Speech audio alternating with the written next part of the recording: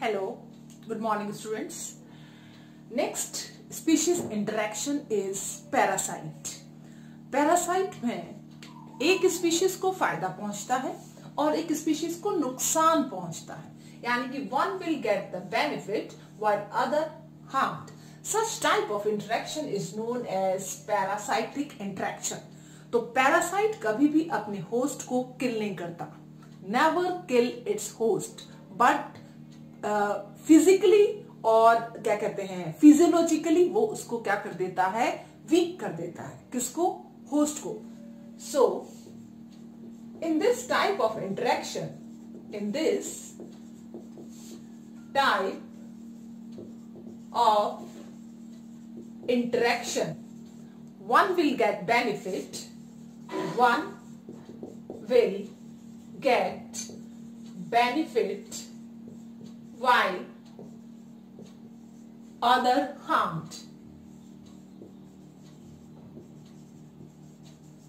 Clear? अब आप देखिए पैरासाइट क्या कर रहा है, अपने होस्ट को वीक कर रहा है, but never kills. It weakens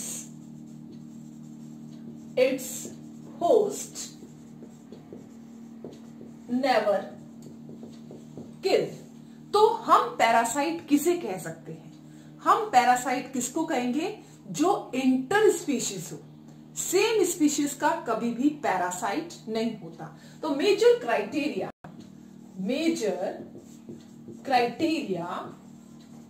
behind parasite. सबसे पहला क्राइटेरिया क्या है? फर्स्ट क्राइटेरिया, सबसे पहला क्राइटेरिया, स्पीशीज क्या होनी चाहिए? Different. It should be of different species. ये सबसे बड़ा क्राइटेरिया. आप देखेंगे कि हमने ह्यूमन रिप्रोडक्शन फर्स्ट चैप्टर जो पढ़ा था उसमें मदर और फीटस का रिलेशन देखा. तो मदर और फीटस को हम पैरासाइट नहीं कहते. फीटस मदर के वोम में ग्रो करता है, उससे सारा नरिशमेंट ले रहा है, उसको शेल्टर मिल रहा है, लेकिन वो क्या है, सेम स्पीशीज का है, इसलिए वो पैरासाइट नहीं है.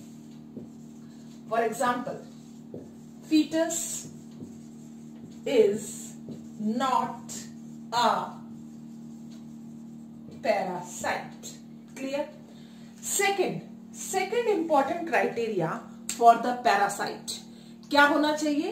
पैरासाइट क्या करेगा? अपने होस्ट से नरिशमेंट लेगा. ठीक है, यानी कि फॉर द फूड. हम यहां पर क्या कहेंगे कि पैरासाइट क्या कर रहा है? अपने होस्ट से क्या ले रहा है? फूड. ठीक है ना? Take food from host. लेकिन हम कभी भी फीमेल एनोफिलस मॉस्किटो को क्या पैरासाइट नहीं कहेंगे, क्योंकि वो फूड के लिए नहीं ले रही है. ब्लड जो है उसने सक करा है ह्यूमन बीइंग का, वो फूड के लिए नहीं करा है, वो रिप्रोडक्शन के लिए लिया है. और रिप्रोडक्शन में भी specially nourishment to the egg, उसके लिए वो क्या करती है? ब्लड सक करती है. उसके अंदर ब्लड में आरबीसी नहीं होते, उसके अंदर हीमोसिल है, तो उसने ब्लड सक करा. तो ब्लड सक वो किस लिए कर रही है? Just to give nourishment to the egg. So parasite जो है फीमेल एनोफिलिस नहीं है, बिकॉज इस केस के अंदर वहां पर वो सिर्फ और सिर्फ अपने नरिशमेंट ऑफ एग के लिए क्या कर रही है? यूज कर रही है ब्लड मील. ओके, इसके अंदर भी आप एग्जांपल डालेंगे. For example, mosquito female Anopheles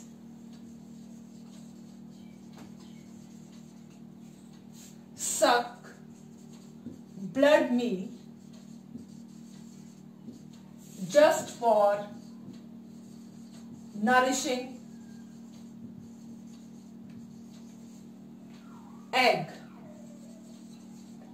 के नरिशमेंट के लिए, दैट इज रिप्रोडक्शन. तो एक प्रोसेस के लिए उसने ब्लड जो है वो सक करा है, इसलिए फीमेल एनोफिलिस भी मॉस्किटो जो है वो पैरासाइट नहीं है. Next, shelter. पैरासाइट क्या करता है? होस्ट से शेल्टर को जो है एज ए होस्ट को शेल्टर की तरह क्या करता है, मानता है। अगर उसको शेल्टर का गेन हो रहा है, जगह मिल रही है उसको रहने के लिए, तो आप उसको क्या कहोगे, पैरासाइट। तो 3 major criteria behind the parasite, that it should be of different species, inter species, ठीक है ना। It take food from host, उसको खाना मिलना चाहिए, और उसको क्या मिलना चाहिए, शेल्टर। सबसे इंपॉर्टेंट बात हम कहते हैं कि पैरासाइट जो है वो कैसा होता है, host specific. Next thing is parasite is always host specific. क्यों भाई, पैरासाइट होस्ट स्पेसिफिक कैसे हुआ? या तो ये हो सकता है कि जब पैरासाइट बन रहा हो उसी समय उसके होस्ट का भी इवोल्यूशन हो रहा हो। ये दोनों का इवोल्यूशन अगर सेम टाइम पर हुआ है, और हम देखते भी हैं कि बहुत सारे चेंजेस पैरासाइट के अंदर आए हैं जब वो होस्ट में आ रहा है। धीरे धीरे उसकी बॉडी की डाइजेस्टिव सिस्टम ने काम करना बंद कर दिया, उसने हुक और सक्कर्स डेवलप कर दिए। ये सारी चीजें क्या शो करती है कि देयर इज को evolution of host and parasite. दोनों ने मिलकर के क्या करा है, को इवोल्यूशन। स्पेशली पैरासाइट ने क्या करा है, को इवोल्यूशन। तो बॉडी के अंदर अगर चेंज आए अकॉर्डिंग टू द इवोल्यूशन, ठीक है, that is known as the coevolution in case of parasite. तो पैरासाइट में धीरे धीरे चेंजेस आए हैं, और वो चेंजेस जो आए हैं वो शो करते हैं कि वो पैरासाइट किस अपने होस्ट के अकॉर्डिंग क्या हुआ है, चेंज। तो जब होस्ट के अकॉर्डिंग चेंज हुआ तो उसका तो इवॉल्वमेंट हुआ। So that is the example of co-evolution, and that's why parasite is host specific. So it shows that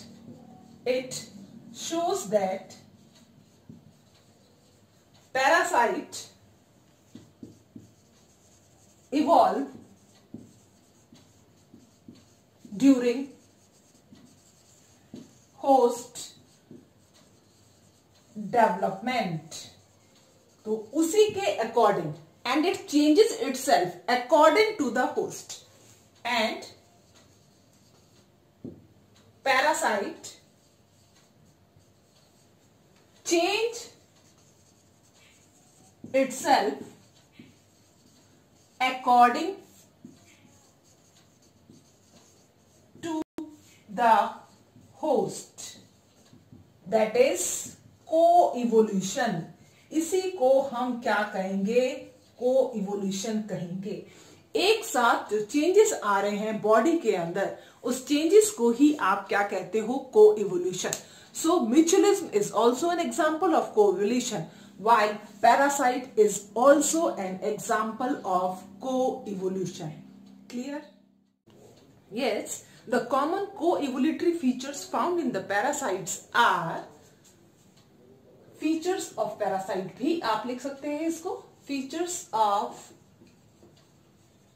parasite या characteristic of parasite which is due to the co-evolution, यानी कि लगातार इस पैरासाइट में चेंज आए हैं according to the host. अगर लगातार चेंज आएंगे तभी उसको हम क्या कहेंगे, coevolution. For example that is presence of adhesive organs, presence of adhesive organ like sucker, और उसके अलावा आपने देखा होगा हुक्स एक्सेट्रा। तो ये एडहेसिव ऑर्गन होंगे, और जो अननेसेसरी ऑर्गन है जैसे डाइजेस्टिव सिस्टम है, सेंसरी ऑर्गन्स हैं, ये धीरे धीरे क्या हो जाएंगे, वैनिश होते चले गए। That is the example of को इवोल्यूशन। डाइजेस्टिव ऑर्गन क्योंकि बना बनाया खाना मिल रहा है तो ऑब्वियसली इनकी नीड नहीं है। Digestive organ system and various sensory organs जो पहले शुरू हुए थे इवॉल्व होना, वो भी अब क्या हो गए, डिलीट हो गए। ठीक है ना। तो digestive organ system and sensory organ deleted in parasite. तो पैरासाइट को इसकी कोई जरूरत नहीं है। हाँ, पैरासाइट के अंदर जो सबसे ज्यादा चीज इवॉल्व हुई that is the reproductive organ, क्योंकि सबसे इंपॉर्टेंट था रेट ऑफ रिप्रोडक्शन को इंक्रीज करना ताकि सर्वाइवेबिलिटी बढ़े, प्रोपगेशन आराम से हो। तो reproductive system well developed, reproductive system well developed. तो ये कुछ चेंजेस हैं, को इवोल्यूशनरी चेंजेस, जो किसके अंदर देखने को मिले, parasite according to the host. अब आप देखिए इसके बाद जो को इवोल्यूशन हुआ, हम कुछ पैरासाइट को कहते हैं that is hemi parasite, holo parasite, ecto parasite, endo parasite, बहुत सारे नाम, ठीक है। उन सबको हम लेंगे। सबसे पहले हेमी पैरासाइट, यानी कि ऐसे एनिमल्स और प्लांट्स जो टोटली अपने होस्ट के ऊपर डिपेंड नहीं है, लेकिन कुछ कुछ या थोड़ा बहुत वो पैरासाइट के ऊपर भी डिपेंड करते हैं, ठीक है ना, पूरा नहीं, ठीक है। Not fully dependent on, not fully dependent on host. Example कौन है इसका एग्जाम्पल? बेस्ट एग्जाम्पल सैंडलवुड, चंदन। चंदन जो आप यूज करते हो, चंदन प्लांट के अंदर क्या है, रूट्स भी हैं, लीव्स भी हैं। वो फोटोसिंथेसिस भी करता है, लेकिन उसकी रूट जो है वो किसी दूसरे प्लांट से भी नरिशमेंट लेती है, ठीक है ना। एग्जाम्पल कौन हो जाएगा? सैंडलवुड। एक होता है होलो पैरासाइट, ठीक है। होलो पैरासाइट जिसको आप कह सकते हो obligatory, totally depend upon host, totally dependent on host. अगर होस्ट नहीं होगा तो ये भी क्या हो जाएंगी, खत्म। For example taenia solium, taenia solium किसके ऊपर डिपेंड है? हमारे ऊपर। एस्केरिस मोनोजेनेटिक होस्ट होगा अगर उसका, तो वो क्या करेगा, एस्केरिस को अगर आप नहीं मिले तो खत्म, ठीक है। तो आप ये देखते हैं कि होलो पैरासाइट्स जो होते हैं मोस्टली कैसे होते हैं, मोनोजेनेटिक या फिर डाइजेनेटिक। क्यों हुआ ये monogenetic digenetic? Means one host, इसका मतलब क्या हुआ, टू होस्ट। तो इस तरह की कैटेगरी जो पूरी की पूरी होलो पैरासाइट है, अगर उनको उनका होस्ट नहीं मिलता है तो उनकी क्या हो जाएगी, डेथ। तो वो चाहते हैं कि सर्वाइवल रेट क्या हो, ज्यादा हो, तो एक से ज्यादा होस्ट को वो रखना पसंद करते हैं। मोनोजेनेटिक होस्ट भी होते हैं, ठीक है, ऐसा नहीं है कि मोनोजेनेटिक होस्ट ना हो। एस्केरिस इसका बेस्ट एग्जांपल है, ठीक है। Example Ascaris. डाइजेनेटिक होस्ट भी होते हैं, फॉर एग्जांपल प्लाज्मोडियम। तो कहने का मतलब है, आप ये देखिए, one more example is example that one is Fasciola हिपेटिका, Fasciola हिपेटिका। ये जो फैसियोला हिपेटिका है ये क्या है, ट्रिमेटोडा। ट्रिमेटोडा आप जानते हैं दैट इज द प्लेटीहेलमिन्थिस। तो प्लेटीहेलमिन्थिस का जो ये मेंबर है, ठीक है ना, इसके अंदर कितने होस्ट हैं? इसके अंदर और भी ज्यादा इंटरमीडिएट होस्ट हैं। तो इंटरमीडिएट होस्ट इसमें क्यों है, किस लिए है? ताकि सर्वाइवबिलिटी रेट क्या हो जाए, इंक्रीज हो जाए। अगर सर्वाइवबिलिटी रेट इंक्रीज हो जाएगी तो ऑब्वियसली पैरासाइट का मेन फंक्शन ये है कि वो अपनी पॉपुलेशन को क्या करना चाहते हैं, इंक्रीज। उनके अंदर रिप्रोडक्टिव रेट जो है वो भी क्या है, बहुत ज्यादा है, ठीक है ना। सिस्टम भी वेल डेवलप्ड है। ये क्या शो करता है कि अगर इसके पास ज्यादा होस्ट होंगे तो इसकी लाइफ की पॉसिबिलिटी ज्यादा। फॉर एग्जाम्पल इसके दो example, snail, fish, okay, that is important for the survival of what, parasite. So intermediate host help in the more survivability of the host. Next example is of hyper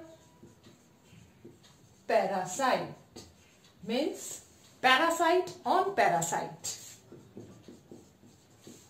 parasite on parasite. For example आप देखिए कि जैसे हम लेते हैं bacteriophage.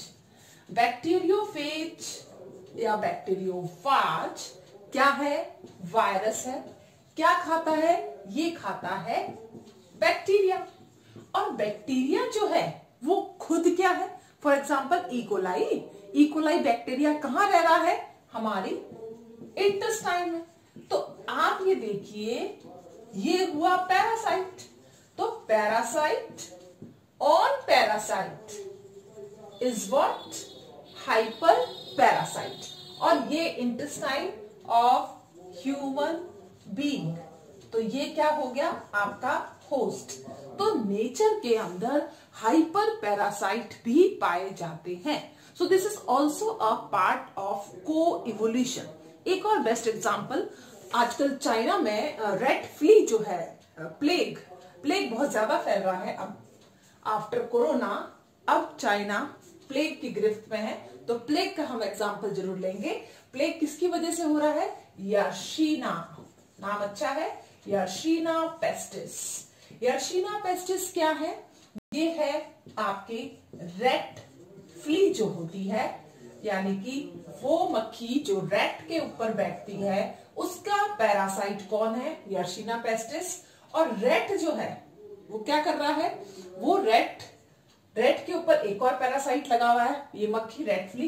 तो ये हो गई पैरासाइट, ये रेट हो गया आपका होस्ट, और ये यर्शीना पेस्टिस हो गई आपकी हाइपर पैरासाइट।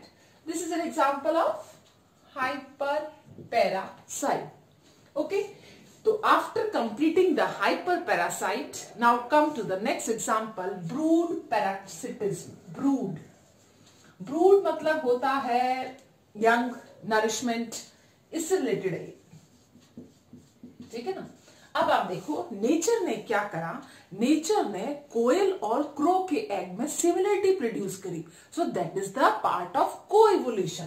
तो क्रो के एग और कोयल के एग कैसे थे?